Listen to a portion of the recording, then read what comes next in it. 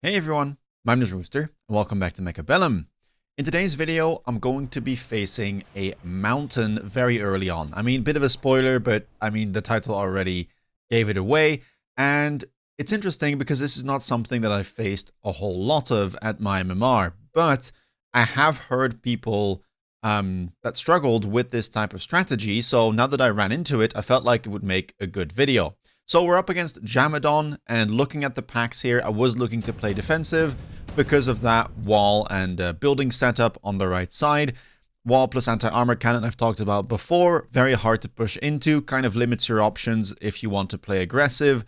So yeah, I'm happy to defend whenever I see this pack, and I would be looking for, you know, more sledgehammer-oriented starter packs to be able to achieve that. So we have Sledge Arc, very solid early game here. Up against Fang Ball, not the best opener typically. You can try and Fang game with it, but, you know, that could be hard to pull off with this particular building layout.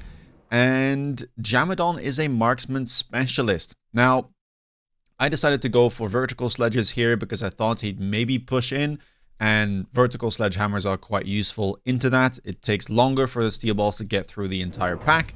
And I was thinking, do I want to use this kind of pulling mechanic where there's a Fang or any unit really 2 squares in, 5 squares out from the tower, and it will still pull anything that may show up on the enemy board? But I said to myself, you know, I have the buildings that also will pull aggro, and crawlers are just a lot better in this scenario because my opponent's up against or has Fangs.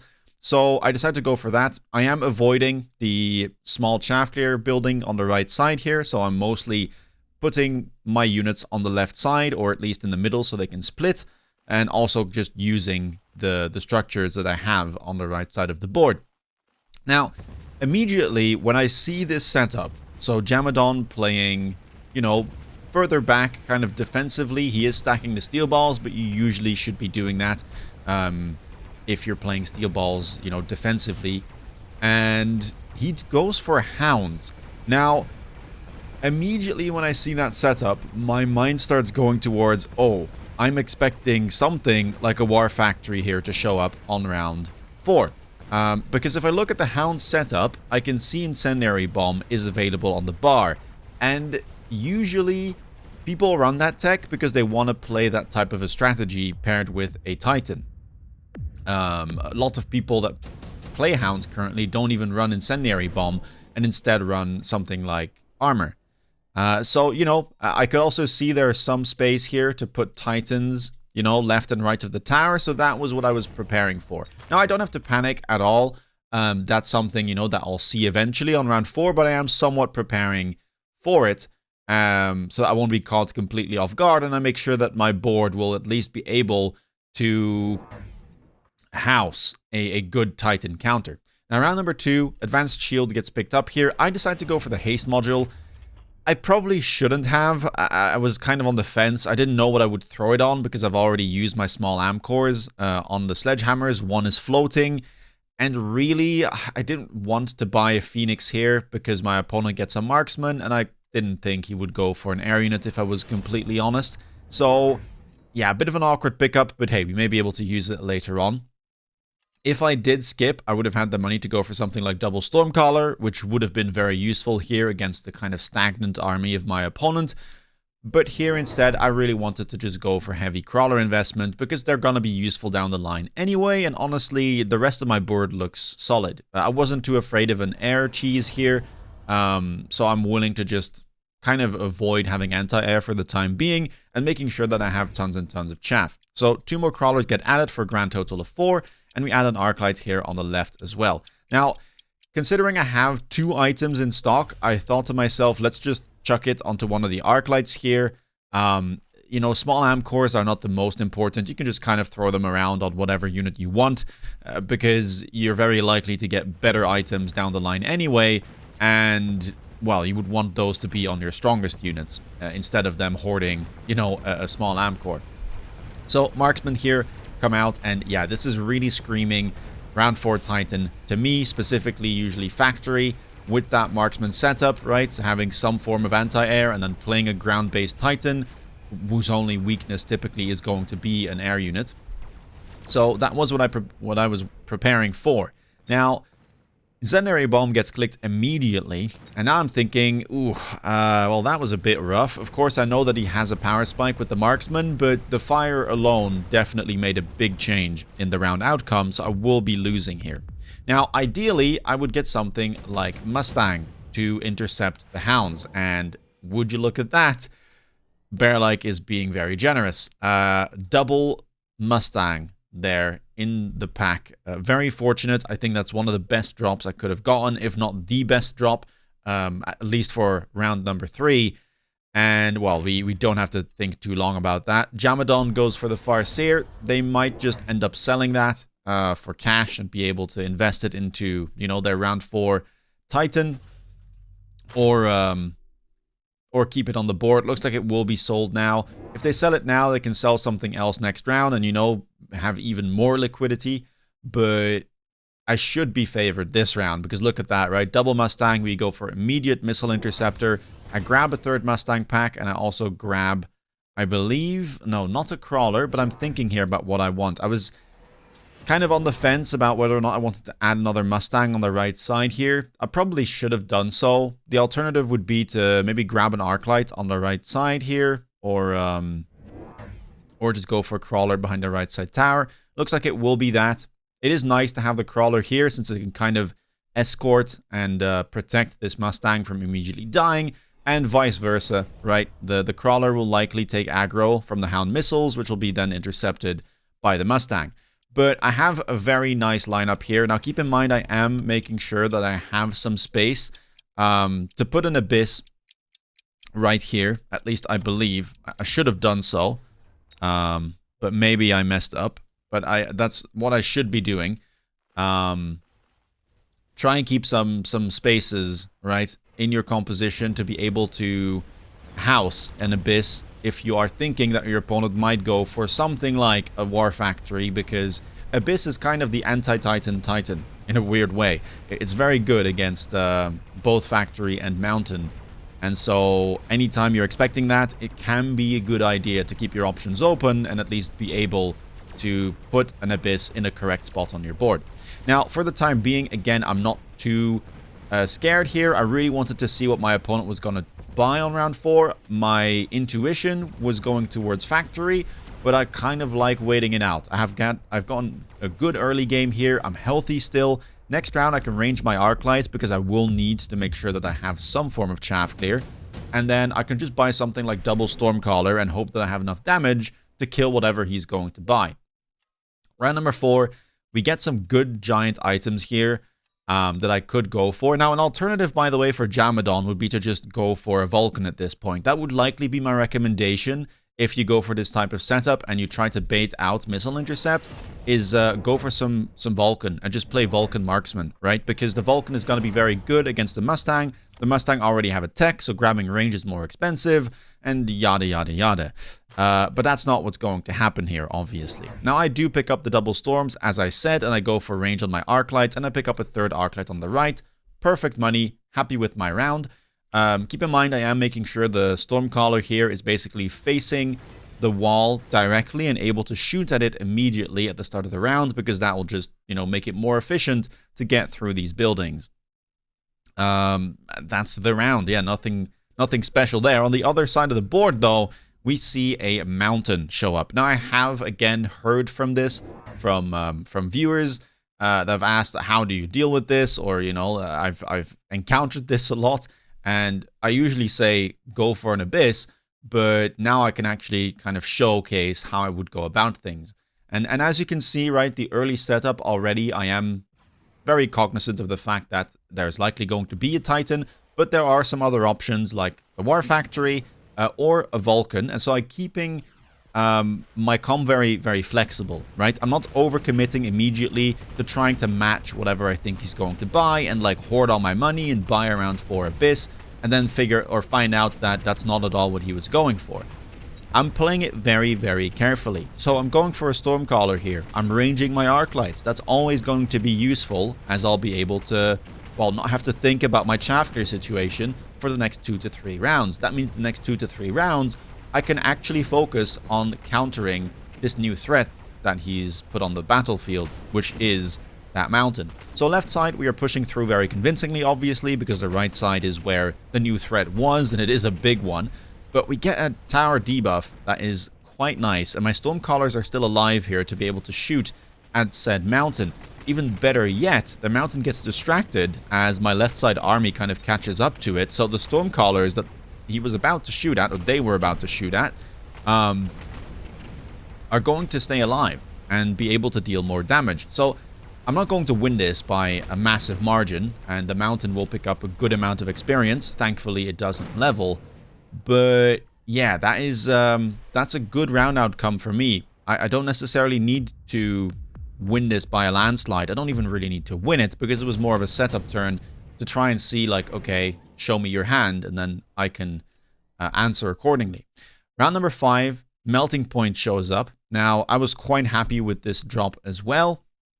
There's a bit of a tricky kind of back and forth with this whole mountain thing. Melter is good into mountain if the mountain player goes for regular range enhancement, because then the Melter still outranges it. However, Melter loses against mountain if they go extended range ammo. And so there's a bit of this kind of back and forth where you're sitting like, ooh, do I want to play Melter or not? And you kind of want to try and bait out one of the two techs. And I guess I should mention Abyss in this as well. Range plus AA Mountain is honestly not that bad into Abyss. However, extended range ammo Mountain cannot fight Abyss. You cannot click AA here. There's not enough damage. So he will be forced to buy something else. So he already clicks extended range ammo here. I guess he feels forced to do that because he likely expects me to go Melter. And I, well, first went for more Melters, and then I thought to myself, I don't think it's a good idea to go for range Melter here. That's quite expensive, and the moment he clicks extended range ammo, my Melter's going to be, you know, in a bit of a precarious position because it's going to be outranged by over 100 range. So instead of doing that, I just buy double Wasp here to kind of set up for an eventual Abyss transition if I see him commit to this tech. And he does commit to it, right? So I'm very happy I didn't kind of buy 2 Melters here, and even more so happy that I didn't tech them, because now I can just sell this Melter next round. I don't really want to keep it on the board. There's already 2 mountains on the enemy field. One of them is ready to level up. That doesn't sound like a great matchup to me. Instead, I'm going to sell my Melter, and I'm going to go into Abyss, which was my initial plan, basically from the very beginning. And now, I've already set up the Wasps to help out the Abyss. The good thing about Wasp is that they're going to be able to tank any big anti-air DPS that my opponent might build. So something like AA Marksman or, you know, a Melting Point. The Wasps will be able to distract, and that will basically mean that there's more time for my Abyss to do its thing. Sadly, on round number 5 here, we're not going to have enough damage. My Melting Point died right before being able to kill the mountain. 1 Marksman stays alive, and it will take down the remainder of my Wasps. So I am going to take 1100 damage there at the end of round 6, but still 3k hit points, not that bad. Steel production line does show up here, great item, but I decided to skip it because I don't want to keep Melters on the board anymore. I want to transition into a full Abyss board, and I'm gonna need all the money I can get because the techs on this thing are very expensive. Now, I buy an Abyss and I'm left with 550, and I haven't used all my deployments. But it's round 6. I'm pretty happy about the way my board is set up here. We have, 5 Crawlers, 2 Wasps, a bunch of Mustangs. Obviously, like, we got, you know, those 2 Mustangs for free from the unit drop, so we are kind of up in deployments. And I really wanted to get Swarm Missiles here. If I were up against Factory, I would recommend a different kind of tech line. Then you can start considering something like Vertical Sweep, or even Disintegration if you're facing Spawn Factory. Into Mountain, none of that's necessary, and I feel like it's better to go for things like Swarm Missiles and then maybe Range at some point. But this is going to be very useful against those Stagnant Fangs. It's going to be able to maybe pressure the tower and get some debuffs, and that's basically it. Now, Range Fang gets picked up here for Jamadon, which is a pretty cheap way for him to deal with my Wasps. But, you know, they are definitely vulnerable to the Abyss, and especially those Swarm Missiles. So I do pick that up. It means that I don't use all my deployments, but on round 6 in the mid-game, you can sometimes consider this. I would say generally speaking in the early game, so like rounds 1 through 4, definitely try and use all of your deployments. After that, you can sometimes, around here or there, not go for all of your deployments if it means you hit a very important power spike like I do here. So, missiles, there they go. The first salvo is not going to be amazing, but it still manages to catch a couple of fangs here and there. And it's really the second and third salvo that's going to be all about. Arc lights, keep in mind, still doing rather well. They're being useful at killing all of those hounds. And, you know, that's kind of the tough part for my opponent, right? We're intercepting most of the fire as he does, you know, use that fire on the left side. But the hounds don't have range now because it's too expensive. And so the arc lights kind of just farm. Notice how the right side we managed to get through. We get a tower debuff there with the help of the Abyss. It's going to be farming that level 2 mountain, and it should be able to level up as well because, yeah, look at that. Almost leveling up instantly, and as it's going after the remaining mountain on the left side of the board, it should be able to grab that. Ideally, I do get the level. It also skills the swarm missiles, which is very useful, and you just get more damage, so you don't need as many sweeps to kill the enemy titans. And, well, the tankiness in general is quite useful against just about anything but a melter. So here we go. Nice round win there. The Abyss play works out. Round number 7, we get additional deployment slot offered, shield airdrop. Not bad either, but not really something that I want to use. And Jamadon goes for steel ball production line, which shows up yet again. Now, I like additional deployment slot, but I felt like it was a little bit late. And as you saw last round, getting into Titans often costs a lot of money, which means that you won't have as much money left to actually buy those additional deployments. So I decide not to go for the card here because I know there's other stuff I want to get. Notably, another Abyss and an Abyss level. And once we've gotten those, we're practically out of money here. Now, I also buy, I think, another Fang. I do, yes. So Fang here on the right side. Main reason for that is to prevent any insta-locks on the Abyss, and also to prevent any insta-locks on my Stormcaller. Because the thing is about this mountain positioning, look at how far it reaches. And this is something that you have to be a bit careful about if you do face this type of strategy. The mountain can reach very far, so try and put at least some type of chaff in front of your units so that your important, you know, chaff clear or DPS, whatever it is, if it's sitting in front of the tower, doesn't get sniped at round start. Melters here get picked up for Jamadon. I think that's a very, very good line. Probably the best one it could have gone for to deal with an Abyss because, well, I got the level up. And as I said, level 2 Abyss starting to get to the point where it's too tanky to die to anything but a Melter. Also, the item here, very, very good, is likely going to be able to distract the Abysses. Maybe it should have gone on the other side, though. Typically, you want to try and put the spawn items on your strong side or the opponent's weak side so that you get as many spawns as possible. And currently my left side is not equipped to deal with a mountain, let alone a melter. I'm just kind of trying to stall over here, and the reason I added the Abyss on the same side of the board is to really overwhelm. The right side is well equipped, right? It has those wasps to distract, and with the double swarm missiles I should be able to get a tower debuff much, much quicker. Melter just gets absolutely deleted there, as one swipe of the level 2 Abyss is enough. The tower goes down, that mountain completely helpless as it's unable to shoot up, and now we just got to make the transition to the left side of the board. As you can see though, we did a really good job here of stalling. The melting point not going to be able to reach our tower as it will turn. Sadly, it takes out an Abyss in the process, but our level 2 manages to survive and takes down the melting point. Not a massive win again, but we are chipping away at the enemy hit points as we head into the late game with the start of round 8. Round number 8, unit reinforcements yet again, the third rotation here. We've had them very early this game. Round 3, then round 5, which is the earliest possible, and then round 8, which is also the apologies, also the earliest possible. Nothing in here particularly good except for those steel balls, which should be quite useful against the melting point. I can even go for something like mechanical division here, and I'm just looking to protect my Abysses as much as possible, right? The jump of the crawlers, the jump of the Mustang, the jump of the wasps. is all to get in front of the Abyss and bide as much time as possible. It's very similar to how a comp like Ball Wraith would work, right? Crawlers, Wasps, Balls, all there to get in front of the Wraith and, you know, let it live as long as possible. So we just stack all of the steel balls on the right side. We do click Mechanical Division, and I'm just kind of trying to look to beacon all of this into this melter. 2 more melters show up for my opponent. He decides to go for Wraith. Good pickup again. Great unit to try and deal with the Wasp. And honestly, also going to be quite a useful unit to try and, you know, punish the Mechanical Division steel balls, because there's not many units in the game that can efficiently deal with that. Still, the tankiness of the steel balls should be somewhat of a problem for the Mountain to deal with because of the attack debuff that it's received, right, through the extended range ammo tech. And the melting points as well should, you know, get distracted for a good amount of time.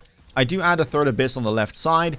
I don't necessarily expect this to win. I know that I am outnumbered on that side, but, you know, if it can kind of soften the enemy board and stall for even longer, I should be completely okay. I still expect to win the right side because of my heavy ball investment over there, and I just need to not get debuffed essentially on the left side, and we should be fine.